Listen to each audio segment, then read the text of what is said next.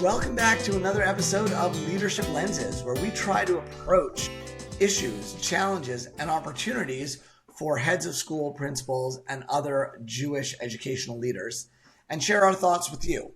Today, I have a special guest, Mr. Yoel Trieger. Yoel is the principal of the Kiryas Joel Public School, and he and I have had the chance to work together over the last number of years on various projects. I found Yoel particularly to shine in the area of creativity, and I would love to share some of that with you all. Before I do that, Yoel, maybe just tell us a couple words about how long you've been at the school, a little bit about the school, and then I'll start in on the creative side. Okay, perfect. Always a pleasure to talk to you, Barry. Thank you for having me. I've been at the Kiryas Joel Public School for about 15 years. I started off as a classroom teacher. I worked as an instructional facilitator, as a teacher mentor, as an assistant principal, and then I became principal just about 5 years ago. And the school is unique. It is a all special needs school. Hence, it's not a yeshiva per se. It is a public school, but we do serve a particularly interesting demographic. It is typically Jewish kids because we specialize as a bilingual special ed public school for the Yiddish-speaking population. All of our staff are bilingually certified, and I like to think we do a tremendous job at giving our students opportunities that they wouldn't have otherwise. Amazing. And I don't want to get too far into the special ed side, even though I do believe you do that. I'm not sure that it's relevant at this level to most of our listeners, but I want to get in, if we can, first to the parent engagement side. Right, because I would imagine parents of kids who have various learning needs, and in your case, the kids really are at the level of trying to learn some basic functioning, basic life skills. No parent is worried about them taking AP math or AP calculus. And so it may be that the parent engagement struggles that many of us face are exacerbated in that kind of situation. I know that you did something interesting and a little bit different for your back to school night for parents this year in an effort to approach that. So if you can take us through, what did back to school night used to be? What were you worried about? What wasn't doing it for you? Or, where do you think it was falling short? And then we'll go into what you did to approach that. Okay, so just to take a step back, right? You made a point regarding the struggles of parents of students with disabilities. Every one of our parents, and I'm saying this in the most respectful, kindest way, is a helicopter parent in a sense. Because having a student who struggles with communication, having a child who struggles with communication, having a child who's going to school every day and has so many challenges getting through their day, they really, really do worry about these kids. They really worry about their children. So we go the extra mile when it comes to regular communication. We go the extra mile when it comes to anything and everything. We really try to be there for our parents as a whole. What we do find is that our back to school night, which happens about 2 or 3 weeks into the school year, is essential. It's critical that we have our parents attend, because when they attend, they do get that comfort. Oh, my child is in capable hands. Look at the staff. Wow, there's so many staff members. Look at the facility. When they get to meet their child's teacher, they exchange phone numbers, they get a communication book, and they get, all of that just puts them so much more at ease. That we do find as the school year progresses, when challenges come up, and inevitably there are challenges, the parents are so much more at ease. They're so much better at, reaching out and communicating and all that. So we really want our parents to show up to back to school night. Having said that, the beginning of the school year is a tough time on the Jewish calendar. It's not that easy to show up to school. When Slichus has already started and whatnot is happening within our school community. So we do this every year. We make personal phone calls to every parent. We send out a robocall. We send out a letter to parents before the school year starts. Mark your calendar. We include it in our orientation mailer.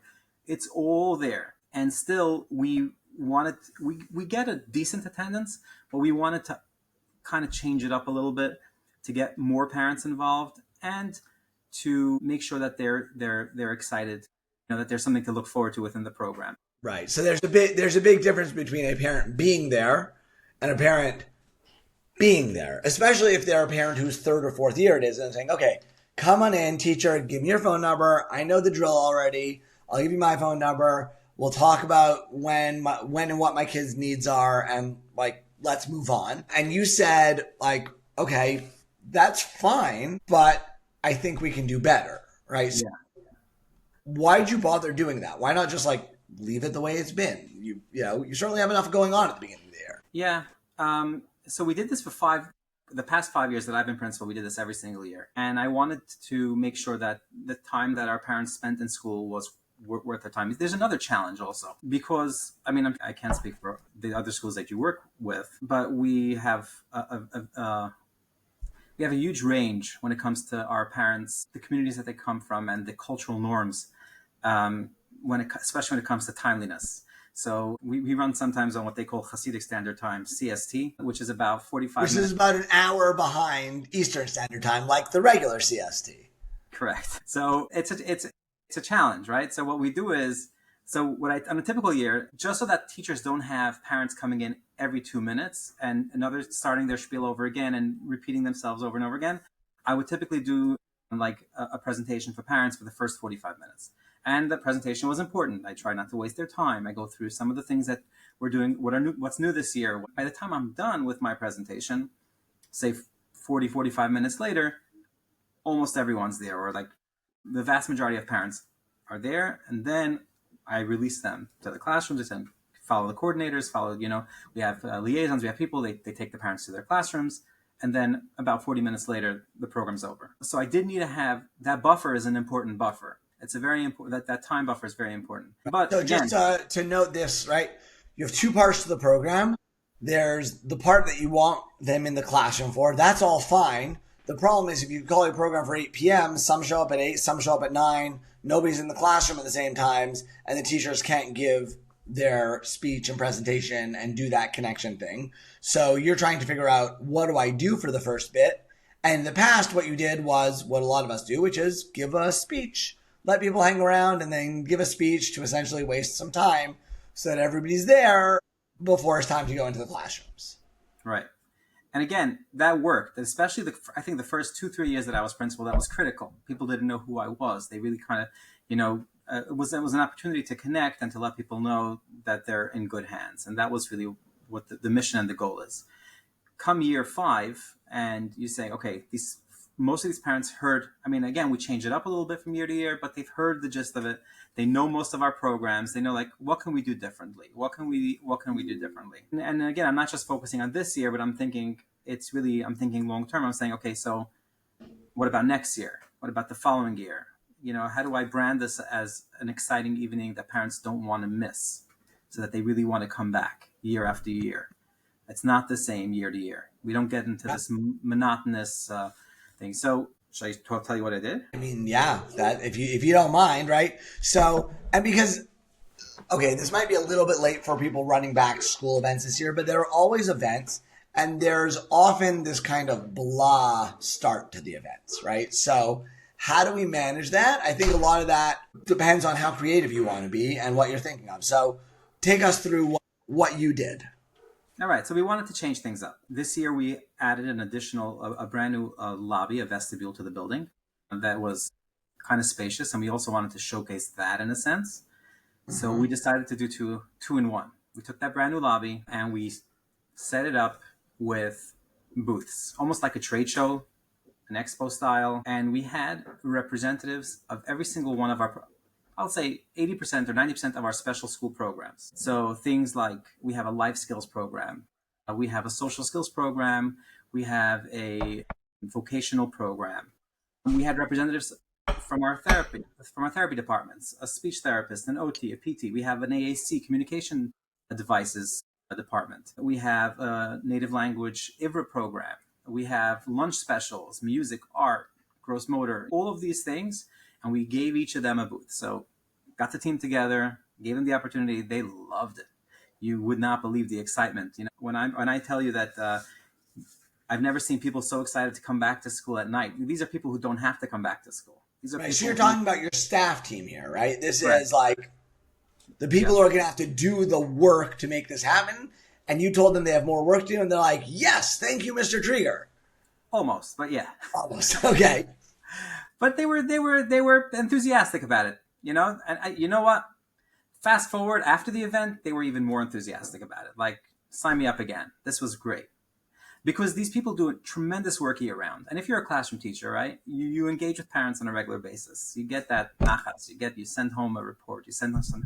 If you're a therapist, hopefully you're doing that as well. But if you're running a special vocational program or a life skills program, you'll send home a little newsletter every once in a while, but you're not really engaging with parents on such a face-to-face basis. You're not getting that interaction. And these therapists outdid themselves. They had little videos, they had handouts, they had even tripods set up and pictures and everything. And we had a beautiful turnout of parents walking around the lobby, schmoozing, engaging. There were refreshments.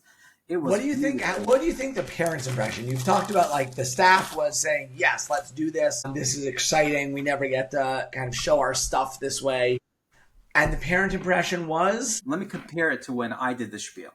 Right. So my spiel was a 2-dimensional spiel. There was a PowerPoint that had kind of everything up on there. There was all that. What was in front of them across an entire lobby right now, a huge lobby, was on one PowerPoint as a part of my part. Just going, so when you were doing it, you're like, here's pictures of all the nice things we do. And this year, right? How many pictures can I show? I mean, I can't keep on going on. But this is like they literally got to speak to the people who are doing these programs and ask questions, and they were able to talk about the benefits so much better than I could have. I mean, I'm not an expert in many of these areas, and they were really able to speak to and answer very specific questions that pertain to their child. Oh, is my child's part of this? Oh, my child gets. Oh, I had no idea. And we even had, at our AAC booth, parents asking questions like, "Is my child?" Wait, sorry, what's a? I'm sorry, augmented communication. So communication. Augmented communication. Okay, so we're dealing with kids with real needs here, and these kids don't go home and tell the parents. Absolutely not. What they did all day because they cannot communicate. Well, some can, but even those who can, right? It's limited. They're limited. Okay, so I want to just pause to generalize a couple things out of here because I think this is key. It actually reminds me of an article that Alex Thompson wrote a number of years ago around the process of creativity in education. I think he used Camp Stone, which is also near and dear to my heart, as an example. And the fundamental premise of the article was there are places that do programs and do routines and are working professionally, appropriately to get through things. And then there are places that say, okay, but how could we do this differently? How could we shake this up? How could we take this up a notch? And in every conversation, somebody around the table is saying, but what if we did this? Now, okay, sometimes you have to say, no what ifs, programs tomorrow night, we're done. But a lot of the time, you can then really, what you're noting is motivate your staff by saying, we're not going to do what we did every year. I'm opening it up for you. Do it. Show your stuff, right? So in your case, it was therapists or augmented communication. In other cases, that might be your history department, your math department, your science department, who instead of just giving a little lecture to parents, might be setting up interactive experiments or sharing pieces of student work or anything else that kind of breaks the mold. And what you're reporting, which I've seen elsewhere, is when you do this, it requires more work and staff are happier to do that work because it's a lot more interesting, inspirational, and shows them a sort of sense of appreciation for what they're doing. Right. And there's an element of risk, right? Doing something new might not work out. Yes, I have blown many programs by taking unnecessary risk, or just you can blow a program you've been running it routine. The first back to school parent night I scheduled, I somehow managed to have 4 different teachers meeting in the same room at the same time with 4 different groups of parents. I don't know how I did that, but it was a whole lot of fun to unwind. Yeah, that happens. Okay. There's so and then where were you? Like you're the principal. You're supposed to be speaking, right? You're like usually up on the stage. And what did you do to kind of support your staff, but also be there? Right. So 2 things. First of all, for new parents, I did make them come in. Like parents who are new to the program, they came in a half hour before because we always ask ourselves, what's the goal? One of the goals are that people should know who the principal is and that he wants to talk to you. And he'd love to hear from you. So to accomplish that with new parents who never got this message before, we invited them in a half hour before, gave them a special, a shorter presentation, but a presentation nonetheless. During the actual event, one of the booths, I took a booth too. So I set up what would be called the Ask the Principal. Actually, I took that table and we set it up in our lobby on the side as one of the booths, and we put up some nice posters and said, "Ask the principal anything you want. We're here to talk. We'd love to hear from you." Okay, so I'm just going to pause. Not everybody might be seeing the table.